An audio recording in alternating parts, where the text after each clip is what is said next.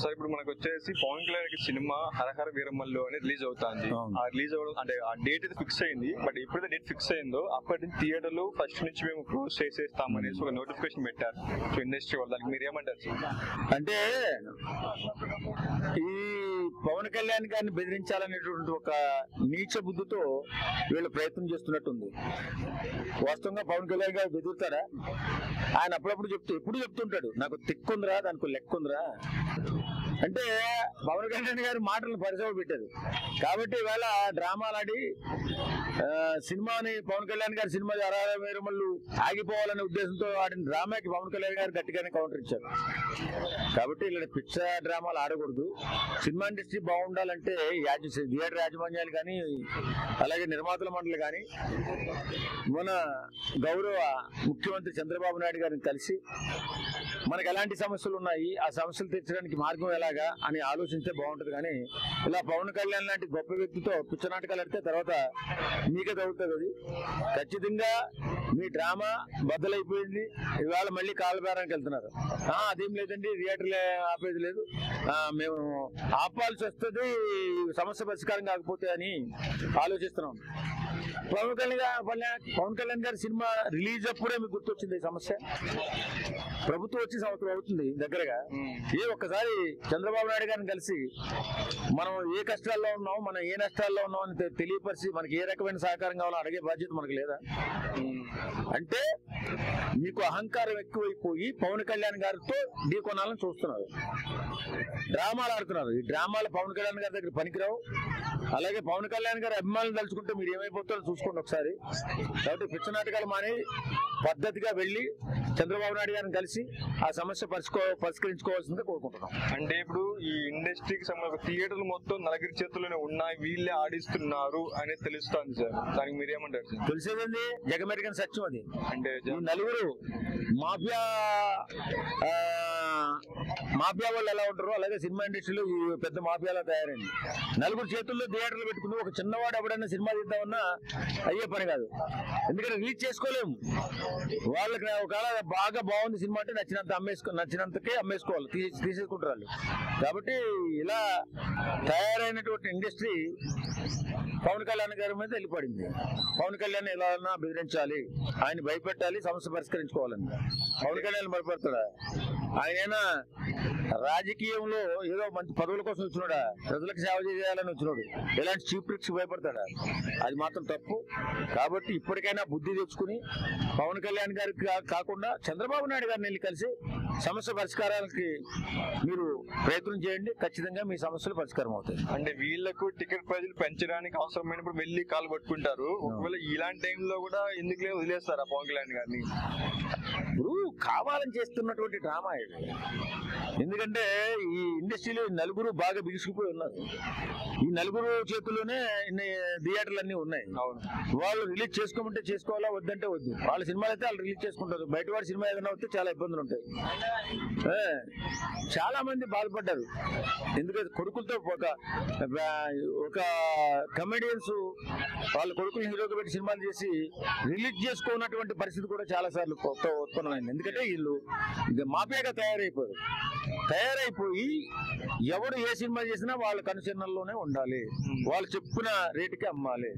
Cinema బాగుంది, బాగా చేసాడు వాడు, బాగా తెలివైన వాడు డైరెక్టర్, ఆ సినిమా చాలా బాగుంది, ఇందులో ఎంతో కొంత డబ్బులు ఇచ్చే తీసేసుకుంటారు, వాళ్ళే రిలీజ్ చేసుకుంటారు, ఆ సినిమాలే ఆడించుకుంటారు. కాబట్టి వీళ్ళు ఇలాంటి ప్రయత్నాలు చేస్తున్నటువంటి క్రమంలో ఈవేళ పవన్ కళ్యాణ్ గారికి దొరికేశారు. వీళ్ళు పవన్ కళ్యాణ్ గారి దగ్గర ఆడుతున్నటువంటి డ్రామా తెలిసిపోయింది.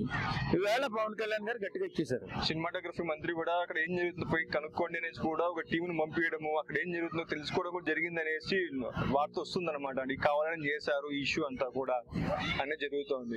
అవునండి, కావాలని చేశారు, అందరికీ తెలిసిపోతుంది కదా. పవన్ కళ్యాణ్ అభిమానులుగా మాకే తెలిసిపోయింది ఇది పవన్ కళ్యాణ్ గారిని బెదిరించాలనే ప్రయత్నం చేస్తున్నారని. ఈ ఉడతూపులకి పవన్ కళ్యాణ్ భయపడతారా? అభిమానులే భయపడరు. ఆఫ్టర్ ఆల్ మీరెంతరా అంటారు. అలాంటి పవన్ కళ్యాణ్ భయపడతారా? ఏదైనా చీప్ ట్రిక్స్ ప్రదర్శిస్తే వాళ్ళకే నష్టం, సినిమా ఇండస్ట్రీకి నష్టం. సో ఫ్యాన్స్ ఒక మాట ఏం చెప్తారు సార్ సో ఈ ఇష్యూ గురించి? సో ఫ్యాన్స్ ఏం ఆందోళన పడవలసిన అవసరం లేదండి. ఈ చీప్ ట్రిక్స్ ఆడితే మాత్రం ఫ్యాన్స్ భయపడతారా? టోల్ తీసి కూర్చోబెడతారు ప్రతి థియేటర్ కాడ ప్రతి యజమాని.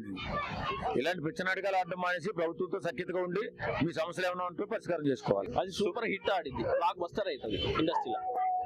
సో సినిమా తెలంగాణ మొత్తం, ఆంధ్రప్రదేశ్ మొత్తం కూడా, 2 స్టేట్లు కూడా సూపర్ హిట్. మంచి రెమ్యునరేషన్ తో కొడతాడు చూడండి ఇండస్ట్రీ మొత్తం. ఏదో కావాలని అట్లా చేయడమే కానీ పవన్ కళ్యాణ్ మీద అంత టచ్ చేసే అంత లేదు. చేయలేరు. ఎవరు చేస్తారు చెప్పండి? డిప్యూటీ సీఎం అయినా. ఇండస్ట్రీ వాళ్ళంతా ఏంటంటే కావాలని పుకారు లేపడం, అది జరిగింది ఇది జరిగింది అంటమే కానీ అంతా ఫేక్. అది అలాంటి ఏం పట్టించుకోవద్దు. మంచిగా థియేటర్లకు వెళ్ళి చూడండి, చూసి మంచి రెమ్యునరేషన్ కూడా మా అందరికి ప్రజలకి సాయం చేసేటట్టు చూడండి. అది కథ. అంటే పవన్ కళ్యాణ్ సినిమాకి ఎందుకు ఇలా చేయడం? వేరే సినిమాలకు చేసుకోవచ్చు కదా. కావాలని చేసేది. ప్రజలేమో ఆయనకున్న జన సైనికులు ఎవరు కూడా ఆయన తప్పు పడరు ఎప్పుడు కూడా. ఆయన 10 మందికి సాయం చేస్తాడు. ఆయన పిఠాపురంలో ఊరికినే గెలవాలి. ఆయన అర్థమైందా? 10 మందికి సాయం చేయగలడు. మంచి వ్యక్తి ఆయన. మా కొత్తగూడెం ఆయన వచ్చిండు, మంచి మెసేజ్ అనేది ఇస్తాడు ఆయన ఒక సినిమా తీసిండంటే. మరి ఈ టైంలోనే పవన్ కళ్యాణ్ సినిమా రిలీజ్ టైంలోనే థియేటర్ లో మూసేస్తాము అని ఇప్పుడే ఎందుకు గుర్తొచ్చింది?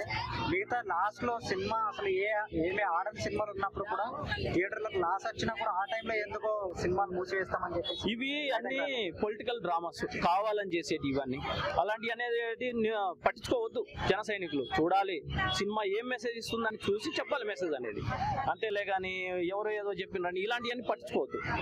పవన్ కళ్యాణ్ సినిమా ఖచ్చితంగా ఆడుద్ది, మంచి మెసేజ్ అనేది ఇస్తాడు సినిమా ఇండస్ట్రీ నుంచి. ఈ సినిమా మీద మీకు ఎలాంటి ఎక్స్పెక్టేషన్స్? నాకైతే మంచి మెసేజ్ ఇస్తాడు సినిమా ఇండస్ట్రీ ద్వారాగా. మంచి ఓప్ ఉందనేది నా ఆలోచన. అంతే. అందరూ కూడా అదే కోరుకోవాలని నేను కోరుకుంటున్నా. పవన్ కళ్యాణ్ అంటే చాలా సినిమా రికార్డులు బద్దలు చేసే అవకాశం ఏమైనా ఉందా? ఉందనుకుంటున్నా నేనైతే. దానికి భయపడేసే సినిమా ఇలా థియేటర్లో ఆడని అది అనేది పొలిటికల్ డ్రామా కావాలని చేసేది. అలాంటివి మనం పట్టించుకోకూడదు. మనం చూసేది, మనం థియేటర్కి పోవాలి, చూడాలి ఎట్లుంది ఏందనేది మంచి మెసేజ్ అనేది ఇవ్వాలి. అంతేలే కానీ తప్పుగా అనేది ఆలోచించకూడదు. మనం ఫస్ట్ ఆఫ్ ఆల్ చూడండి, ఏమని ఉంటే మాట్లాడుకోండి, అట్లాలే కానీ తప్పుడు మెసేజ్ అనేది ఇవ్వద్దు. ఏం చెప్తారు మీరు పవన్ కళ్యాణ్ ఫ్యాన్స్? పవన్ కళ్యాణ్ ఫ్యాన్స్ కి ఏం చెప్తున్నా, థియేటర్లో పోయినప్పుడు గొడవలు ఏం చేయకండి, ఒకరితో చేయకండి. మంచిగా సినిమా చూసి మంచిగా పవన్ కళ్యాణ్కి మనం అందరం సపోర్ట్ చేస్తే రాబోయే రోజులకి ప్రజలకు మంచి సాయం చేస్తారని ఒక మెసేజ్ మాకు. అంతే. పవన్ కళ్యాణ్ మంచి వ్యక్తి అయినా 10 మందికి సాయం చేసేటోడు అయినా. ఇప్పుడు ఆ స్థాయిలో ఉన్నాడు కాబట్టి డిప్యూటీ సీఎం గా అయింది ఆయన. మనం కూడా అందరం మంచి ఒక మెసేజ్ ఇవ్వాలని కోరుకుంటున్నాను. టికెట్ల కోసం వచ్చేసి ఇంతకు ముందు ఇండస్ట్రీ వాళ్ళు ఏపీకి వెళ్ళినప్పుడు ఎంతో సపోర్ట్ చేశాడు కదా. టికెట్ ప్రైజులు పెంచడం కోసం కావచ్చు, దానికి వెళ్ళినప్పుడు ఎంతో హెల్ప్ చేశాడు. అలాంటి వ్యక్తికి ఇలా చేయడం అనేది ఎంత కరెక్ట్ అంటారు? కరెక్ట్ అంటే అక్కడ ఉన్న సిచ్యువేషన్ వేరే విధంగా ఉంది, మనకాడ ఉన్న సిచ్యువేషన్ వేరే ఉంది. తెలంగాణలో అట్లా ఉండదు. కావాలని అది ఇది మెసేజ్లు ఇస్తారు కానీ అలాంటి ఏం పట్టించుకోవద్దు. మంచి రెమ్యునరేషన్ చేయాలి, మనం కూడా మంచిగా చూపించాలి, మనం కూడా 10 మందికి సాయం చేసేటట్టు ఉండాలని నేను కోరుకుంటున్నాను. అంతే. పవన్ కళ్యాణ్ గారు చాలా సంవత్సరాల తర్వాత స్క్రీన్ మీద కనబడుతున్నారు. చాలా సంవత్సరాలు ఎందుకని చెప్పాలి మనం? అంటే లాస్ట్ మూవీ తీసుకుంటే మన వకీల్ సాబ్ తర్వాత మూవీ లేదు కదా, అజ్ఞాతవాసి ఇలాంటి సినిమాలని తీసింది కదా. అంటే వకీల్ సాబ్ తర్వాత నుంచి రెగ్యులర్ లేదు కదా, 2-3 సంవత్సరాల పైన అవుతుంది కదా. సో దాన్ని ఎప్పుడు వచ్చేది కాదు. ఆయన పనిలో ఆయన బిజీగా ఉంటాడు. ఆయన ఇప్పుడు డిప్యూటీ సీఎం కాబట్టి ఆయనకు చాలా పనులు ఉంటాయి. మనం అలాంటివన్నీ మనం పట్టించుకోవద్దు. మనం కూడా మంచి మెసేజ్ ఆయనకు కూడా, సార్ మీరు కూడా ఒకసారి అర్థం చేసుకొని ఈ వీడియో ఆయనకు అందేలా చూడాలని మేము కూడా కోరుకుంటూ, సార్ మీరు మంచిగా ప్రజలకు సాయం చేయాలని మేము కోరుకుంటున్నాం. మా అన్న ఒకసారి